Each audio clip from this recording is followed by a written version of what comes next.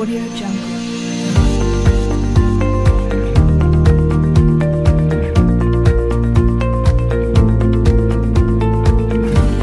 Audio Jungle. Audio Jungle.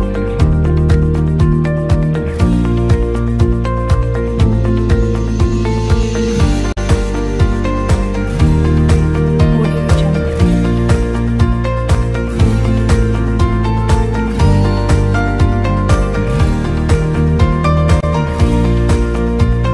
Jungle.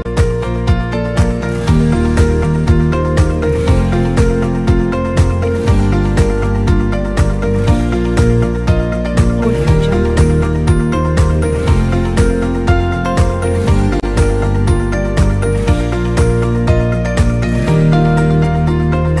Audio Jungle. Audio Jungle.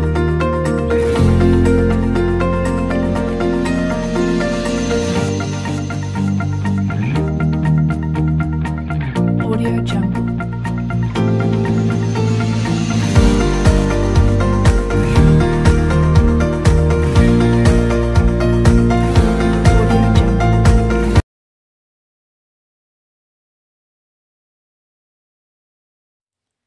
Perkenalkan, nama saya Lygia Tiofila dengan NIM H1031201042 dari kelompok 6, saya dari MIPA. Baiklah, di sini saya akan menjelaskan tentang ILM MIPA atau Ikatan Lembaga Mahasiswa MIPA. Sebelum lebih jauh, kita akan mengenal penjelasan terlebih dahulu. Ikatan Lembaga Mahasiswa MIPA Indonesia merupakan kumpulan lembaga MIPA di Indonesia yang memiliki wawasan pandangan ilmiah dalam memandang segala sesuatu, baik itu secara fenomena alam maupun fenomena yang dibuat oleh manusia itu sendiri. Dalam memandang fenomena tersebut, tidak ketinggalan harus ada pandangan dalam melihat konseptualitas kejadian yang sedang berlangsung.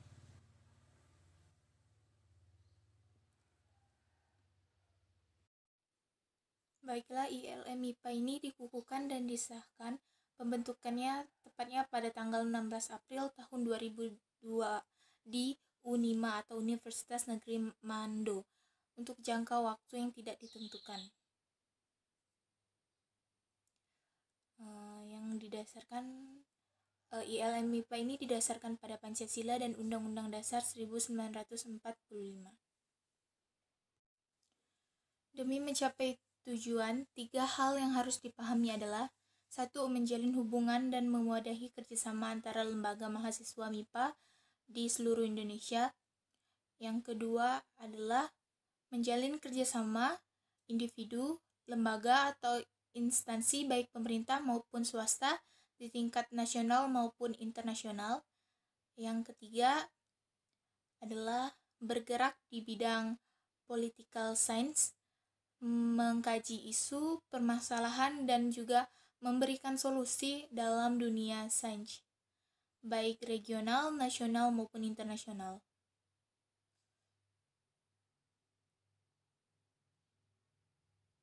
Selanjutnya, sasaran ILM MIPA sendiri adalah lembaga mahasiswa ilmu pendidikan dan juga non-pendidikan serta seluruh masyarakat Indonesia.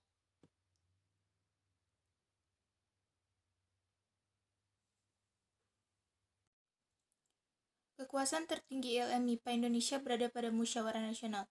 ILM MIPA Indonesia ini memiliki struktur organisasi sebagai berikut.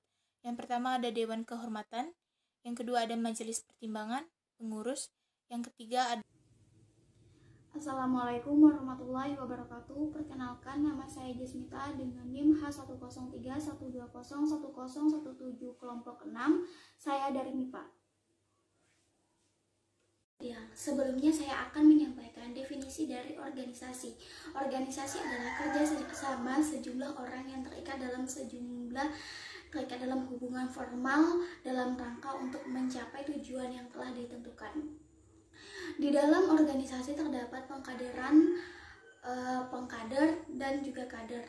Pengkaderan merupakan seseorang agar sepaham dengan ideologi suatu organisasi, menumbuhkan aspek kepribadian seseorang menuju arah yang lebih bijak dan penanaman nilai kemanusiaan agar tercipta referensi yang kelak akan berjalan bersama. Sedangkan kader adalah tujuan individu yang dipersiapkan dan dilatih untuk meneruskan visi misi organisasi, memiliki fondasi dasar dalam pembentukan dan pembinaan kader yang handal, cerdas, dan matang secara intelektual dan psikologis. Adapun pengkader adalah individu atau sekelompok orang yang dipersonifikasikan dalam organisasi dan kebijakan melakukan fungsi regenerasi dan kesinambungan tugas-tugas organisasi. Adapun pengkaderan yang efektif dan ideal adalah pengkaderan yang memiliki konsep yang terencana, waktu yang tepat, dan tujuan yang jelas. Bismillahirrahmanirrahim. Assalamualaikum warahmatullahi wabarakatuh. Perkenalkan, nama saya Raihan Mufizudi, NIM H10112012025. Saya dari MIPA. Di sini saya akan mereview materi 3 tentang politik kampus yang disampaikan oleh Bang Muhammad Al-Iqbal. Oke, langsung saja. Politik kampus adalah miniatur kecil dari sebuah negara. Politik kampus dibagi menjadi 2 kata, yaitu politik dan kampus. Politik adalah suatu upaya untuk mendapatkan kekuasaan, sedangkan kampus adalah tempat lahirnya generasi masa depan, tempat pertaruhan ideologi dan kaderisasi. Fungsi dari politik sendiri adalah mensejahterakan rakyat. Negara ideal menurut Plato memiliki 3 aspek, yaitu tentara sebagai penjaga keamanan, penguasa sebagai pengatur, dan pekerja. Yang benar tentang politik kampus adalah politik praktis atau politisasi kampus untuk kepentingan politik praktis. Demokrasi kampus memiliki power yang kuat. Jangan memandang politik kampus secara pragmatis dan apolitis maupun apatis. Urgensi dan tujuan dari politik kampus ini sendiri adalah sebagai tempat memupuk ideologi, tempat pembelajaran sebelum masuk ke dunia kerja, pengontrol kebijakan pemerintah dan kampus, tempat adu gagasan, gerakan untuk mengabdi, melatih skill, dan masih banyak lagi. Sistem kampus atau pola hubungannya sebagai berikut, yaitu mahasiswa takut kepada dosen, dosen takut kepada rektor, rektor takut kepada menteri, menteri takut kepada presiden, dan presiden takut kepada mahasiswa. Sekian yang dapat saya sampaikan, kurang lebihnya mohon maaf. Terima kasih. Wassalamualaikum warahmatullahi wabarakatuh. Kenalkan, nama saya Habib Islami, NIM H105120101. Saya dari kelompok 6 dan saya dari MIPA. Di sini saya akan membahas tentang materi keempat, yaitu tentang aksi massa. Aksi massa adalah suatu metode perjuangan yang mengandalkan kekuatan massa dalam menekan pemerintah, pengusaha untuk mencabut atau memberlakukan kebijakan yang tidak dikehendaki massa. Aksi massa merupakan bentuk perjuangan aktif dalam rangka merubah kebijakan yang tidak sesuai dengan kehendak massa. Oleh karena itu, aksi massa mengambil bentuk yang paling dekat dengan dinamika sosial yang berjalan dalam masyarakat. Dorongan terpokok yang melahirkan aksi massa adalah keinginan massa akan berubah. Tidak bisa dipungkiri bahwa demonstrasi mahasiswa, aksi rakyat, dan gerakan lain dari kelompok kepentingan dalam rangka mewujudkan mimpi perubahan. Manusia yang mempunyai kebutuhan mendasar yang harus mendapatkan pemenuhannya. Secara sosiologis ada 3 kategori kebutuhan. Pertama, kebutuhan biologis atau primer. Kedua, tergolong kebutuhan sosial. Dan ketiga adalah kebutuhan spiritual. Sekian dari saya, terima kasih. Assalamualaikum warahmatullahi wabarakatuh. Halo semuanya, perkenalkan, nama saya Auli Salwa SSA dengan NIM H10312012073 dari kelompok 6. Saya dari MIPA. Pada kesempatan kali ini, saya akan mereview materi yang telah saya dapatkan pada Leadership Training 2 yang disampaikan oleh Pak Hendri Purwanto yang bertemakan komunikasi. Komunikasi adalah suatu proses penyampaian informasi berupa pesan, ide, maupun gagasan dari satu pihak ke pihak lainnya. Komunikasi terjadi saat satu sumber menyampaikan pesan kepada penerima dengan niat sadar untuk mempengaruhi perilaku mereka. Komunikasi memiliki beberapa tujuan. Yang pertama, menyampaikan informasi kepada audiens. Kedua, menghibur audiens. Dan yang ketiga, mempengaruhi audiens.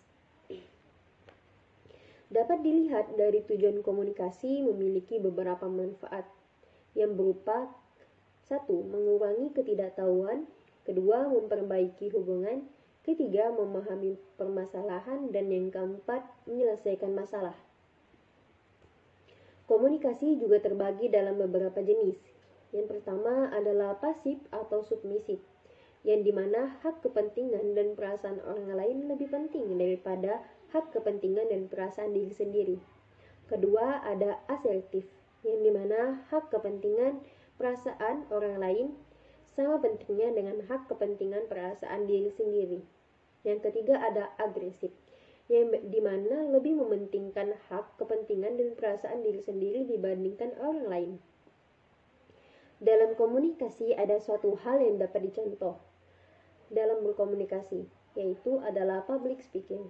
Dalam public speaking ada beberapa hal penting. Yang pertama adalah variasi suara, kedua ekspresi wajah, dan yang ketiga bahasa tubuh. Adapun tips merebut atensi dalam public speaking yaitu busana yang sesuai, datang tepat waktu, menggunakan alat audio visual, mengemukakan sasaran, dan mengemukakan manfaat yang akan diperoleh. Komunikasi yang baik seringkali terhalang oleh rasa kurang percaya diri. Ada beberapa tips mengatasinya. Yang pertama, lepaskan rasa sesal. Yang kedua, gambaran diri. Yang ketiga, jangan takut gagal. Yang keempat adalah penampilan. Dan yang kelima, mengingat semua sukses pada masa lalu. Sekian dari saya. Wassalamualaikum warahmatullahi wabarakatuh.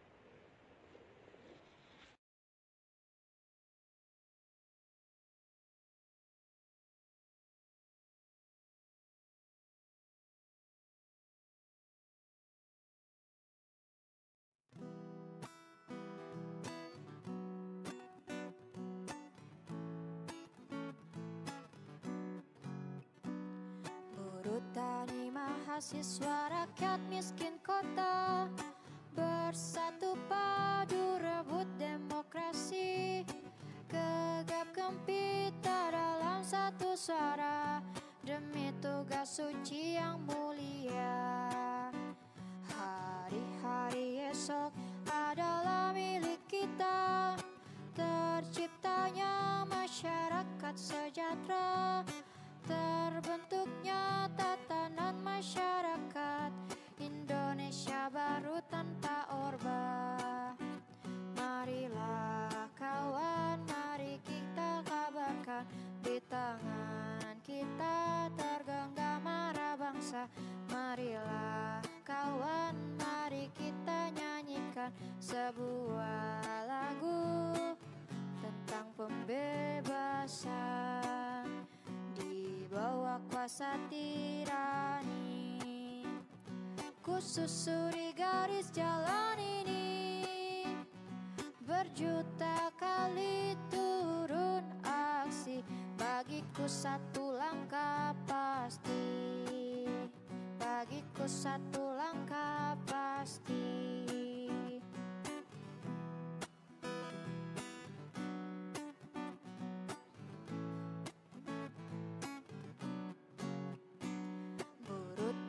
Mahasiswa rakyat miskin kota bersatu padu rebut demokrasi, gegap gempita dalam satu suara demi tugas suci yang mulia.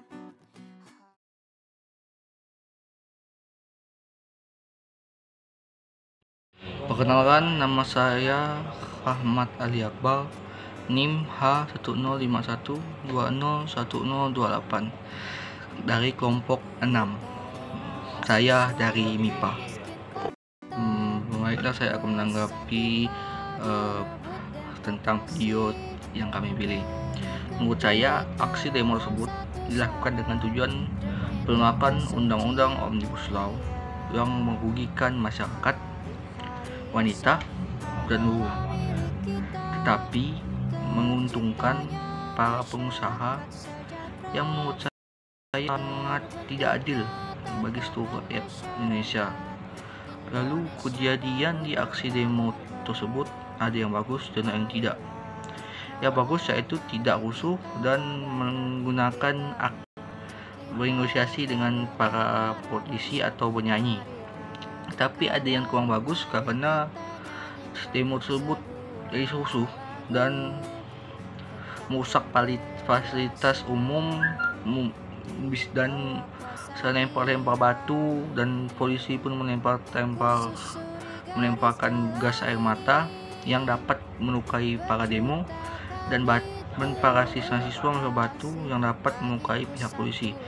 Dan di akhir video saya melihat ada polisi yang kepalanya berdarah kena batu mahasiswa, dan saya melihat mahasiswa yang kena tangkap polisi karena merusuh. Dan mungkin ada mahasiswa yang matanya sakit atau mengalami pengurangan penglihatan karena kena gas air mata.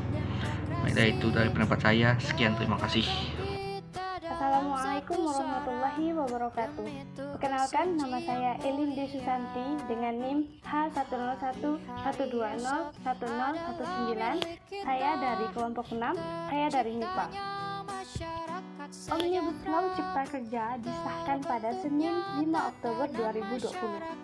Omnibus Law merupakan sebuah konsep hukum perundang-undangan yang pernah disebut oleh Bapak Presiden Republik Indonesia yang ke-7, yaitu Bapak Jokowi, pada pidato pertamanya setelah dilantik menjadi Presiden Republik Indonesia yang kedua kalinya. Bapak Jokowi mengungkapkan bahwa rencana untuk mengajak DPR yang membahas undang-undang yang akan menjadi Omnibus Law. Pertama, Undang-Undang Cipta Lapangan Kerja dan Undang-Undang Pemberdayaan UMKM. Disebutkan masing-masing undang-undang tersebut akan menjadi Omnibus Law, yaitu satu undang-undang sekaligus merevisi beberapa undang-undang atau bahkan puluhan undang-undang. Undang-undang ini dimaksud untuk merampingkan regulasi dari segi jumlah dan menyempurnakan peraturan agar lebih tepat sasaran. Menurut saya, hal yang paling meresahkan dari Undang-Undang Ciptaker ini adalah membahas soal jam kerja yang tanpa batas hari. Jadi, undang-undang tersebut menetapkan bahwa pekerja bekerja selama 40 jam per pekan. Kemudian ada jaminan pesangon yang dihapus. Hal itu membuat kekhawatiran. Walaupun pemerintah membantah kalau pekerja akan mendapatkan kerugian nantinya. Perkenalkan, nama saya Aditya Ramadan dengan NIM H1312010. Saya berasal dari kelompok 6. Saya dari MIPA. Kali ini saya akan mereview video tentang demo Omnibus Law yang terjadi di Yogyakarta. Demo Omnibus Law yang terjadi di Yogyakarta ini terjadi di kantor DPRD Daerah Istimewa Yogyakarta. Demo ini dihadiri oleh ratusan hingga ribuan pendemo yang kebanyakan diisi oleh mahasiswa kota Yogyakarta dan sekitarnya. Demo awalnya berjalan dengan baik, tetapi sayangnya tidak berlangsung lama. Massa yang ingin masuk ke kantor DPRD ditahan oleh aparat dan menimbulkan bentrok antara mahasiswa, dan ditambah lagi mereka merasa tak dianggap oleh anggota DPRD yang berada di kantor tersebut. Hal ini membuat massa makin menjadi untuk masuk ke kantor DPRD. Kejadian ini berlangsung tegang dan sayangnya fasilitas di sekitar kantor DPRD Kota Yogyakarta menjadi rusak. Terdapat bangunan terbakar dan banyak lagi. Puncaknya bentrok aparat dan mahasiswa ditandai dengan penembakan gas air mata oleh aparat untuk memukul mundur para mahasiswa yang sudah tidak terkendali. Perkenalkan, nama saya Putri Suci Tilawati, NIM H103120104. Saya dari MIPA. Tanggapan saya mengenai aksi tersebut, yaitu aksi demo tolak Omnibus Law ini berujung sangat ricuh. Sebab, selain berasal dari kalangan buruh, aksi penolakan Omnibus Law Undang-Undang Cipta Lapangan Kerja juga banyak berasal dari mahasiswa hingga ke pelajar yang mengikuti demo tersebut. Beberapa pun menyampaikan aspirasinya tentang penolakan Omnibus Law tersebut. Demo dapat menambah kericuhan dan dalam masa pandemi akan beresiko mengalami penambahan pasien COVID-19, dan sebaiknya dilakukan dengan memanfaatkan sosial media dan mencari sebanyak-banyaknya dukungan dari masyarakat atas penolakan Omnibus Law tersebut.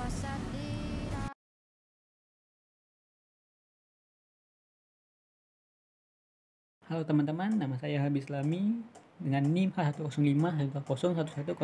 Saya dari kelompok 6 dan saya dari MIPA. Dan mengenai harapan tentang kepemimpinan MIPA, saya pernah mendengar sebuah slogan, yaitu pemimpin menjadi suri tauladan yang lebih kuat saat mereka belajar, bukan saat mereka mengajar. Sejatinya, pemimpin yang hebat akan terus menjadi suri tauladan yang lebih baik apabila mau untuk terus belajar menambah ilmu dan pengetahuannya. Jangan hanya mau mengajar saja. Zaman sekarang ini orang akan lebih senang jika mau belajar bersama-sama. Artinya, saya ingin pemimpin MIPA untuk kedepannya tidak pernah berhenti belajar dan terus berkembang agar menjadi lebih baik dan terus menjadi lebih baik. Sekian dari saya, terima kasih. LT2, I'm the next leader.